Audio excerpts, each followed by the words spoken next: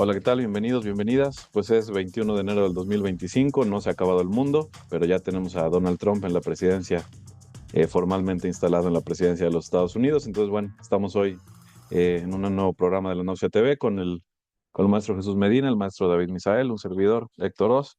Y bueno, pues queremos tocar ese tema que es sin duda el tema de relevancia de la política internacional para toda la semana. Vamos a seguir viendo las repercusiones de la toma de posesión de la amenaza naranja en su regreso a la Casa Blanca.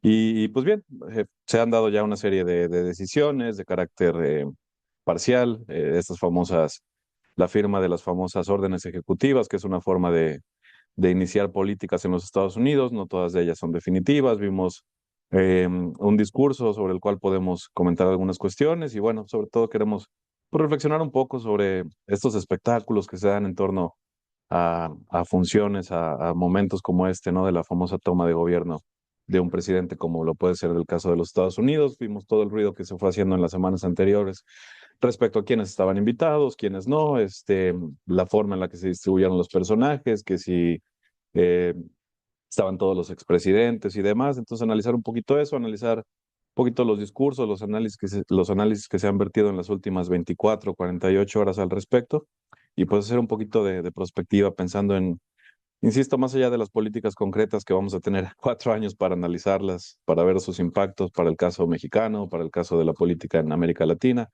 y por supuesto para el resto del mundo, pues más bien pensar un poquito en el significado de la llegada de Trump, insisto, de esta forma de hacer política que parece que recuerda a momentos anteriores y que a la vez trae novedades respecto a la forma de entender todas estas, tanto las formas como el fondo de lo que se dice desde pues el todavía hegemón en la política internacional, que son los Estados Unidos, y todo esto, yo con esto cierro, pues en un contexto que es el que venimos repitiendo en casi todos los análisis que hacemos desde la Náusea TV, que es el del contexto de la decadencia de los Estados Unidos como potencia hegemónica, lo cual no implica, por supuesto, que deje de tener un papel preponderante, pero sí que su papel está cambiando y que su rol está cambiando, y en eso, en buena medida, vemos también como la política interna de los propios Estados Unidos, pues toma ciertos cauces que no habíamos visto previamente.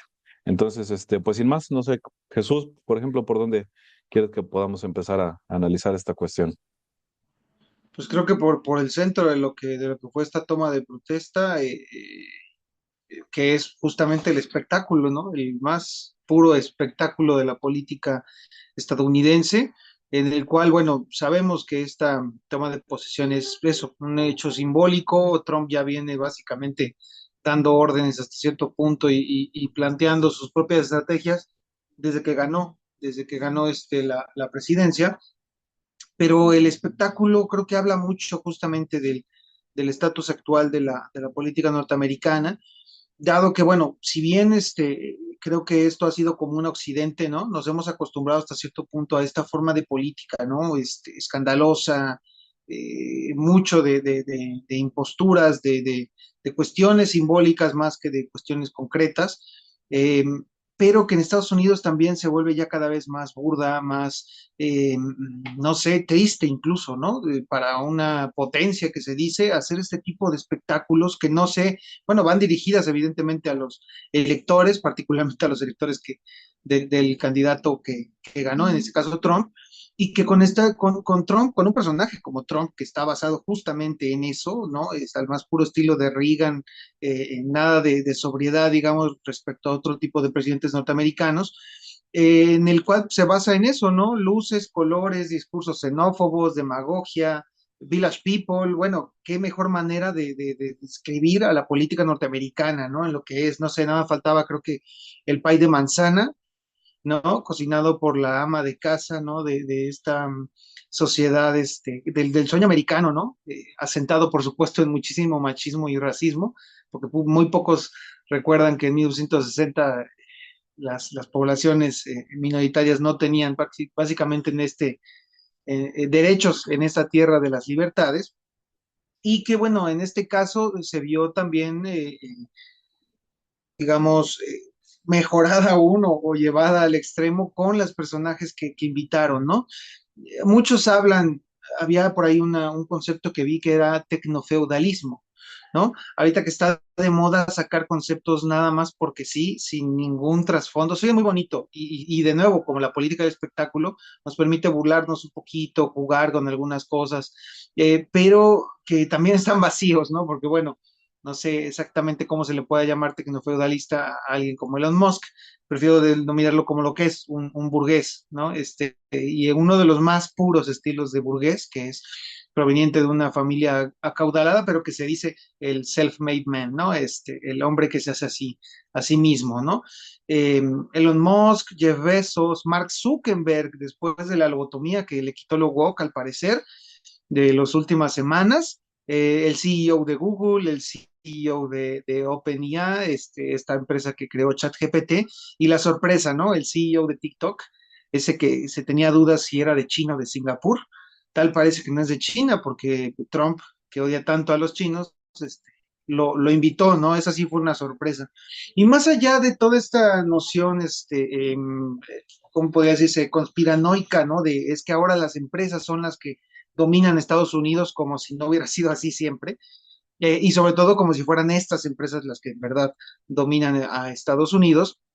Más allá de eso, creo que sí nos habla un poco justamente de esta combinación, de esa vinculación muy profunda que Trump está queriendo tener con los medios de comunicación, porque no son empresas cualquiera, son empresas vinculadas al ámbito de la comunicación. En ese sentido, creo que nos habla demasiado de cómo va a llevar su política Trump, ¿no? También estuvo, ¿por qué no?, el presidente de la UFC, porque pues testosterona, ¿no? No sé, faltaba alguna banda de folk, ¿no? Acá de country, de esos que hablaban de amar al país, o de heavy metal, porque también se presta mucho, lastimosamente, para los rockeros. Y que, bueno, lleva también un trasfondo en este caso, que fue la firma de decretos, ¿no? Yo quisiera plantearlo solamente también para escuchar sus opiniones, cuáles, digamos, el carácter de estos decretos. Hay que resaltar que, bueno, si bien hasta donde tengo entendido, no soy un jurisconsulto, hasta donde tengo entendido, la cuestión de los decretos ayuda justamente a impulsar políticas que serían difíciles de pasar en el Congreso. Trump en este caso tiene el Congreso de su lado, pero que todavía requiere de la cuestión del presupuesto. Él podrá decir, como lo dijo ahorita, en primer lugar, la declaratoria del estado de emergencia en la frontera sur, lo que le permitiría enviar tropas a reforzar la seguridad, y el estatus, la caracterización del estatus de grupos terroristas a los grupos narcotraficantes mexicanos, sin descartar el uso de la fuerza para hacerles frente. Más allá de todo esto que plantea y más otros decretos, requiere todavía la aprobación del dinero, porque suena muy bonito, pero cuando tengan que soltar el dinero es donde vamos a ver si en verdad se van a llevar a cabo. Entonces, creo que por aquí lo dejaría. Quisiera escuchar sus opiniones sobre justamente estos decretos y hacia dónde podrían ir. Hay una serie de cuestiones ahí, que yo creo que podemos ir platicando poco a poco en el limitado tiempo que tenemos. Es cierto que yo, digamos, la palabra que utilizaría para clasificar todo este espectáculo que nos describiste ampliamente, pues es que es sintomático del momento, es sintomático de los lugares, es sintomático de la coyuntura geopolítica y de las presiones internas que tiene la sociedad norteamericana, una sociedad sobre la cual ya también hemos platicado en extenso en este canal. Entonces, sí, digo, por darle la palabra a David y mencionar, digamos, ese conjunto de declaraciones, ese conjunto de iniciativas que se firmaron, aunque insisto, el análisis de ellas lo vamos a tener que ir haciendo paulatinamente conforme se vayan implementando en términos reales, pero bueno, creo que no está de más mencionarlas así de corridito, aunque tú ya mencionaste yo creo que las principales, y le doy la palabra a David para que podamos dialogar un poquito en ese sentido. Entonces sí, inició el discurso, iniciaron sus primeras órdenes ejecutivas con la cuestión mexicana, y yo creo que ahí sí podemos hacer un énfasis, por más que dijimos que China va a ser el principal contendiente, que la política internacional va a cambiar. Lo que sí quedó claro, y incluso ya ves que hay gente, ya ven que hay gente a la que le gusta medir el tiempo de los aplausos y demás. De sus políticas más aplaudidas fueron las que tenían que ver con la declaración de emergencia en la frontera sur, la expulsión de los criminales, supuestamente migrantes, la reinstalación de ese famoso programa Quédate en México, la designación de los carteles como organizaciones terroristas extranjeras, la utilización de legislación que viene del siglo XVIII, de 1790 y tantos, para expulsar a determinados grupos.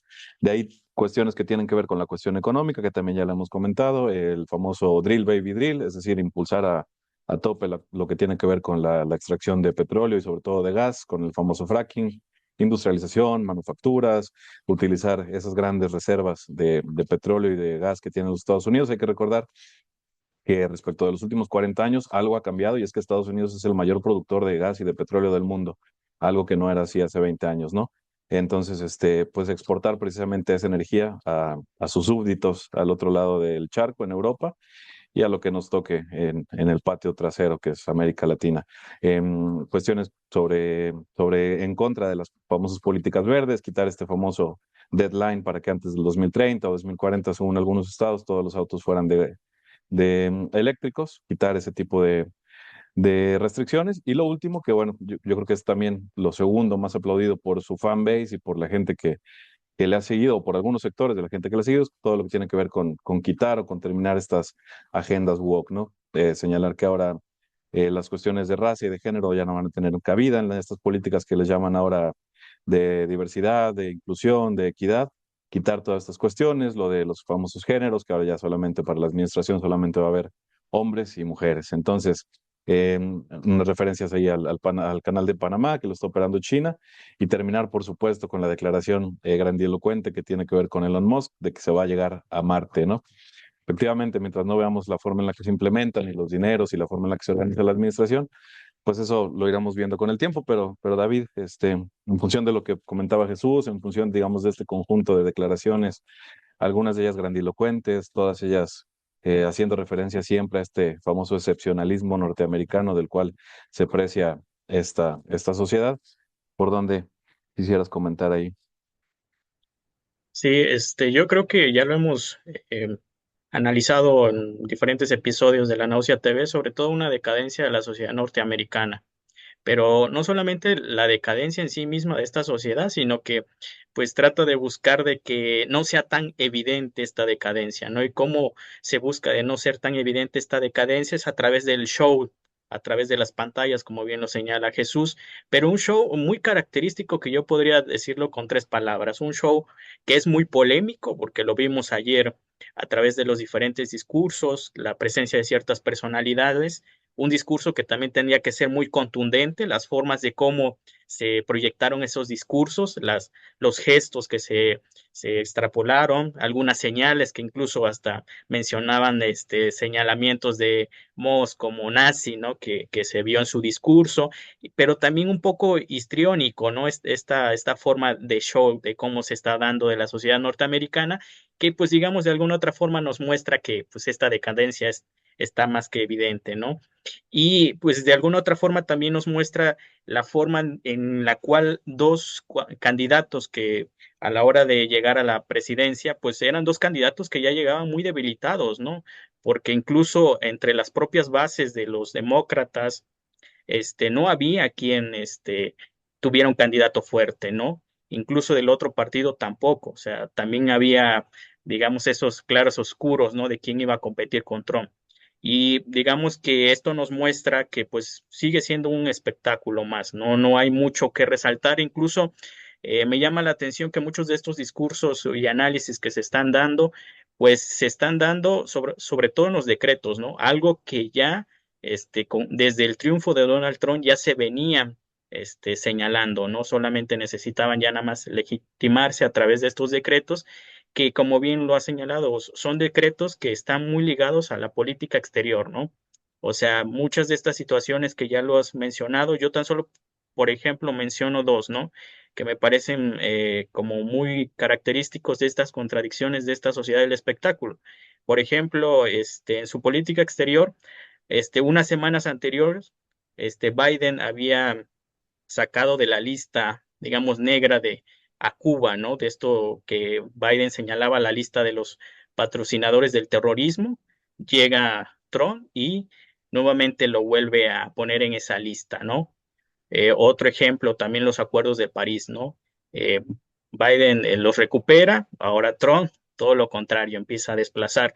Un ejemplo más, por ejemplo, que Estados Unidos se tiene que retirar de la Organización Mundial de la Salud, ¿no? Algo que ya también lo hemos señalado y así sucesivamente. Si lo vamos viendo con la relación con México, no solamente con México, sino todo Centroamérica y Sudamérica, es algo que ya se venía señalando, incluso los temas de migración también Y si lo vamos haciendo análisis por análisis, es algo que ya se venía señalando desde el triunfo de Donald Trump, ¿no? Que siempre en estos señalamientos que hacía, pues lo trataba de hacer a través del espectáculo, ¿no? No hay mucho que decir, solamente algo que también me parece muy interesante son estas personalidades que en apariencia, digamos, son viejos conocidos de la política norteamericana.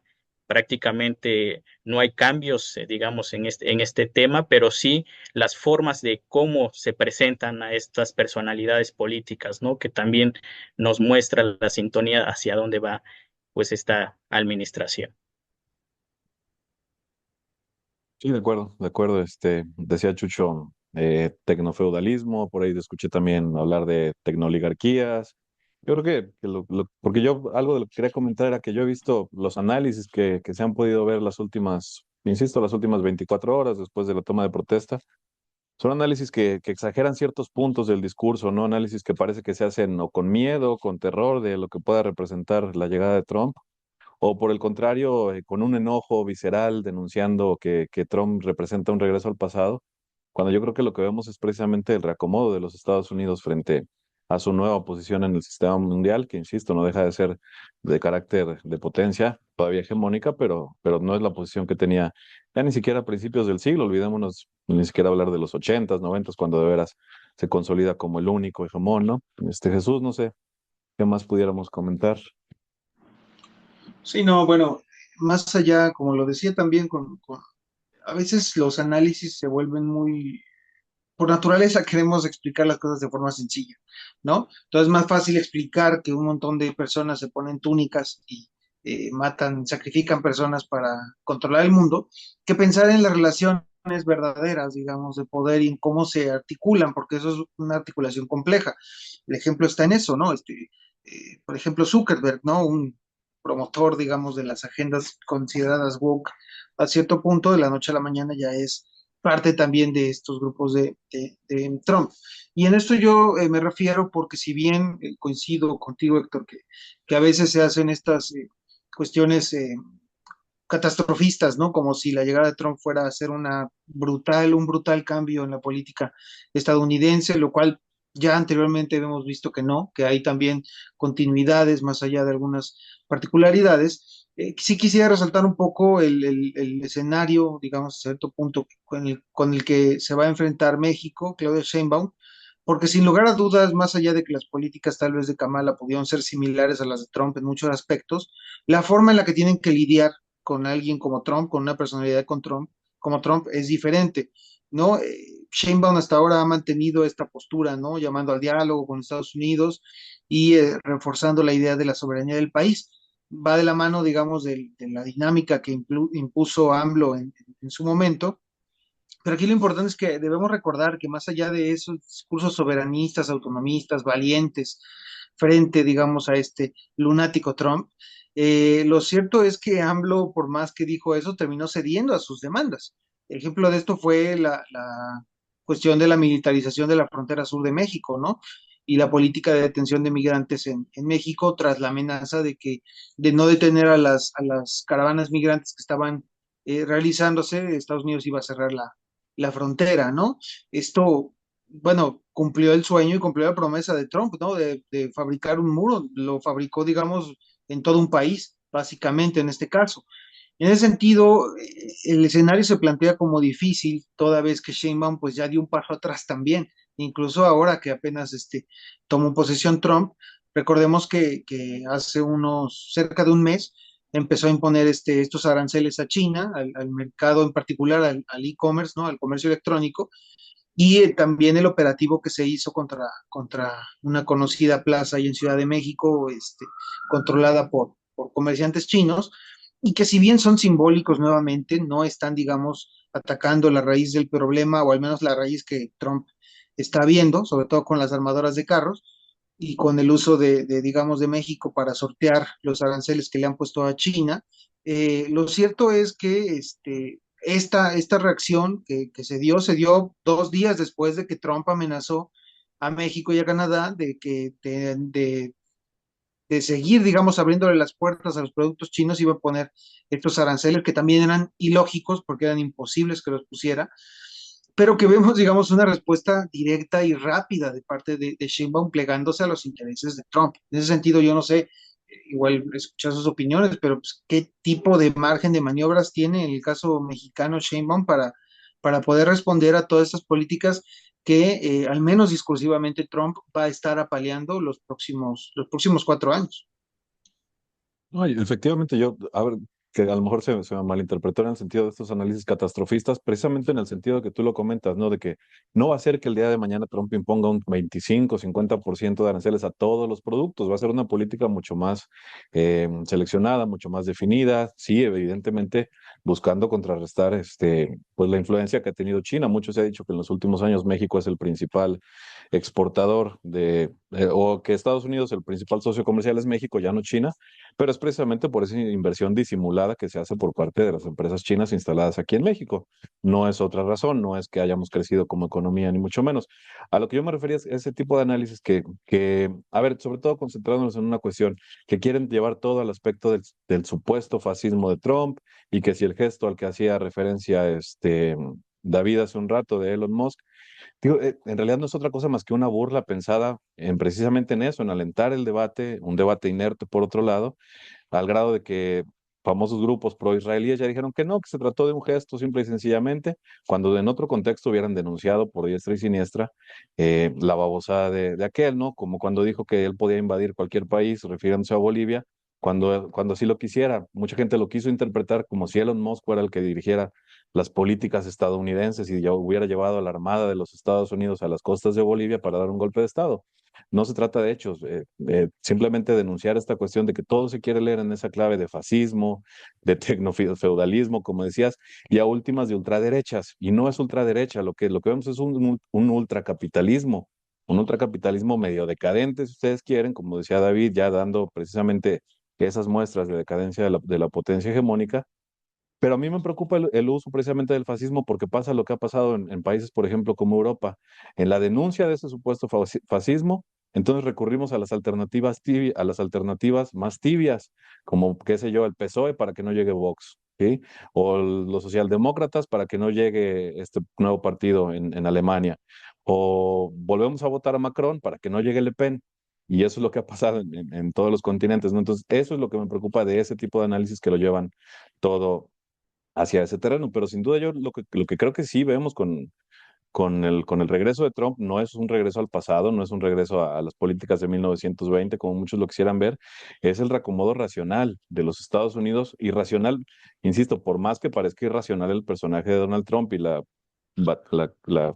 runfla de personajes de los que se rodea, es una política racional frente al panorama económico internacional y lo que ello implica en términos, una, de fortalecer posiciones con sus aliados, pensemos en Europa, pensemos en México, pensemos en Canadá. Por eso tantos discursos, fortalecer posiciones para decir, yo soy el fuerte, yo soy el que va a poner las reglas en el mundo en el que todavía más o menos controlo. Y eso buscando posicionarse mejor frente al enemigo, frente al adversario, que en este caso es China. Y por eso vemos que, como bien decías, y con eso termino, pues no hay margen de maniobra para la política mexicana, pero prácticamente nulo.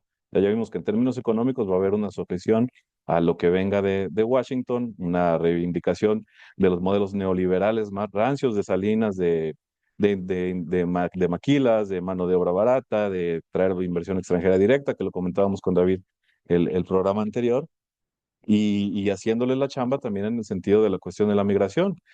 Ya tenemos una frontera sur militarizada, ahora la norte también por parte de ellos, puede ser, pero no va a cambiar significativamente el hecho de que los flujos se están controlando desde México, desde la frontera sur, y ahora aceptando otra vez el regreso del famoso título 42 o del Quédate en México, pues vamos a ver efectivamente que esa política se perpetúa y se continúa respecto a la que se implementó, por un lado, en el primer sexenio, en el primer cuatrienio de Trump, en el primer sexenio de la cuarta transformación de López Obrador, y pues lo que vemos es eso, ¿no? Yo no creo que en ese sentido, por más que pueda haber políticas particulares, porque también la otra era, no, pues que ahora sí van a invadir.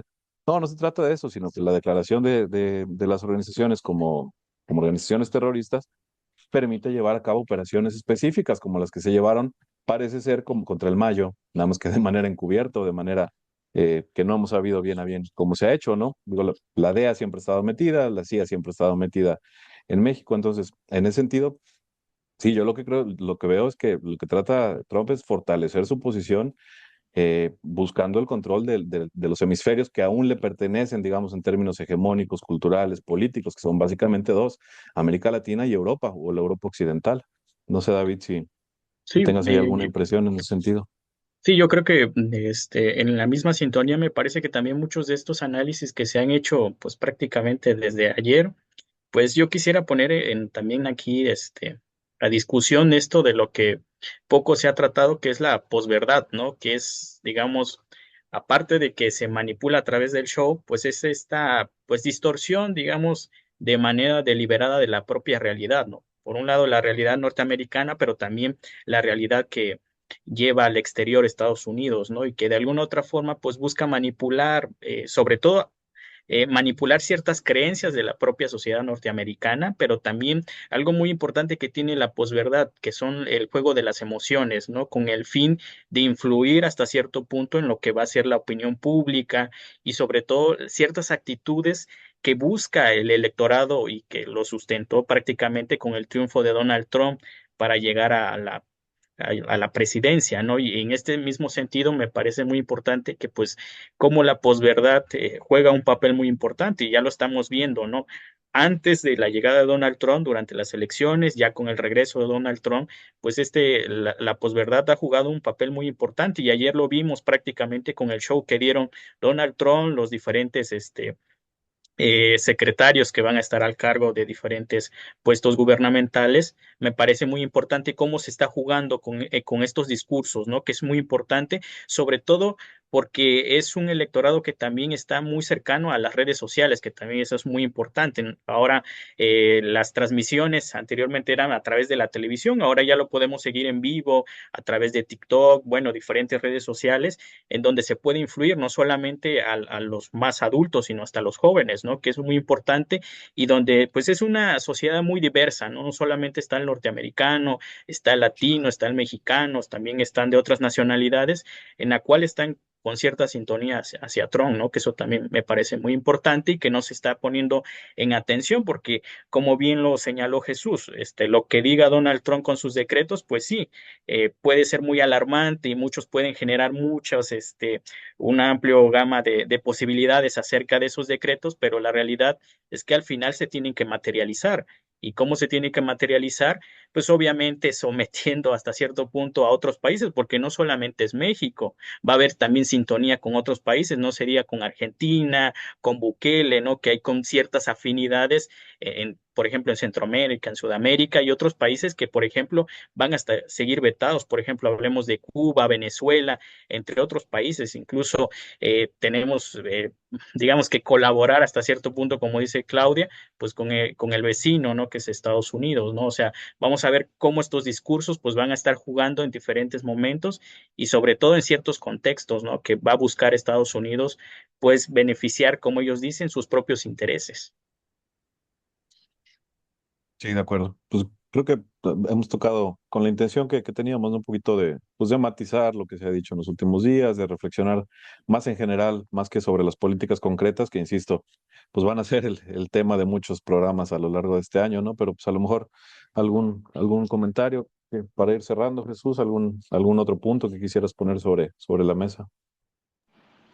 Sí, no, bueno, solo eso, va a ser interesante ver este periodo gubernamental, este nuevo periodo, a ver qué continuidades hay respecto al primero, qué cambios, y sobre todo a nivel nuevamente geopolítico, ¿no? Las claves internacionales van a ser pieza fundamental para entender la dinámica de Estados Unidos y en particular también el reacomodo de la región, ¿no? En un momento de crisis de Estados Unidos, pero que también implica cuestiones importantes para los aliados, en este caso Canadá, México, pero también Europa. Pronto veremos también cómo se posiciona respecto a la guerra de Ucrania. Creo que ya se le pasó el tiempo para lo que había prometido de cuánto tiempo tenía para detener la guerra en Ucrania. Ya logró algunas cosas en Israel, curiosamente, pero bueno, sin lugar a dudas van a ser son tiempos importantes e interesantes y bueno, seguiremos trabajando también en ello, ¿no? Sí, de acuerdo. Coincidió ayer con la liberación de algunas, bueno, con la cuestión de la Franja de Gaza, ayer un cese al fuego parcial que veremos por dónde continúa también. David, ¿algún comentario de cierre, algún punto que quieras dejar sobre la mesa? Sí, como lo hemos mencionado, me parece que pues vamos a tener mucho que hablar y discutir, ¿no? Sobre todo me parece que pues lo que proyecta Donald Trump, pues no es tan catastrófico como se ha mencionado. Obviamente vamos a tener ciertas vicisitudes que sí hay que pues aterrizarlas, precisarlas, pero me parece que el escenario como se pintaba, sobre todo por su segundo regreso, pues no me parece tan catastrófico, pero aquí lo importante es ver que pues sí existen muchas continuidades, ¿no? Sobre todo, y estas continuidades, sobre todo, y algo muy interesante, la presencia de todo, pues más una visión empresarial, ¿no? Con los diferentes nombramientos, ¿no? Y sobre todo me parece muy interesante el reacomodo que va a tener, y eso lo tendríamos que, yo lo dejaría aquí, la cuestión militar, ¿no? Que es muy importante, o sea, la cuestión militar, si bien es cierto, va a haber un quiebre, ¿no? Vamos a verlo en qué forma, porque pues ya lo mencionó Jesús, pues se le pasó un poco ya el tiempo a Trump, porque él ya desde campaña había señalado que enseguida llegaba y se ponía, en fin, a la guerra con Ucrania. Vamos a ver cómo va a haber este reacomodo en el escenario militar. Todo eso lo iremos viendo en las próximas semanas, en los próximos meses, el conjunto de políticas que se sigan firmando. Por ahí dijo que el 1 de febrero entraban este conjunto de aranceles contra México y Canadá, ¿no? Pero insisto, todo eso lo quisiéramos ver. Yo, nada más para cerrar, quisiera, a veces es complicado un poquito el uso de conceptos así tan vagos, ¿no? Pero yo lo que sí creo que representa la llegada de Donald Trump, más allá, insisto, de sus políticas particulares, es el hecho de que vemos ya por fin, o no por fin, sino de forma definitiva, el fin de eso que fue ese consenso liberal, progresista, conservador de los últimos 30 años, ¿no? El fin de ese consenso neoliberal que llevó a un montón de gobiernos al poder de centro derechas y centro izquierdas. Y ahora, no por decir que todo se va a ir a la derecha, porque hay gobiernos representativos de izquierdas, entre comillas, que se salen de ese consenso, como puede ser, qué sé yo, el caso de Robert Fico o propuestas distintas dentro de Alemania. Pero yo creo que el hecho de que llegue un personaje de este tipo a la presidencia de los Estados Unidos, que no deja de ser el hegemón, insisto, sobre todo en términos culturales, lo que nos va a llevar es que el próximo año, los próximos 2, 3 años, sigamos viendo cómo cae un gobierno liberal tras otro gobierno liberal. Francia, Alemania, Inglaterra, España, sobre todo en Europa, ¿no? Aquí en América Latina la situación es un poco distinta, pero creo que va a ser importante eso en términos de analizar cómo se empiezan a reconfigurar esos sistemas políticos de partidos a partir de la irrupción de esta nueva forma de entender la política que borra, digamos, de una cierta forma a la forma en la que hemos entendido la democracia liberal, los valores liberales en los últimos, insisto, sobre todo en estos últimos 40 años asociados con eso que se ha denominado neoliberalismo. Pero bueno, pues sin duda, como lo hemos comentado, las políticas concretas de Trump tendremos oportunidad de analizarlas una y otra vez, pero aquí lo que nos interesaba era, bueno, un poquito plantear ese panorama de carácter general, de carácter pues, más reflexivo sobre lo que significa, sobre las formas, sobre lo que se aprecia. Y pues les agradecemos a quienes nos acompañaron. Como siempre, pedirles que compartan el contenido, que nos regalen por ahí un like, algún comentario para apoyar el proyecto. Y nos encontramos por aquí próximamente. Gracias, David. Gracias, Jesús.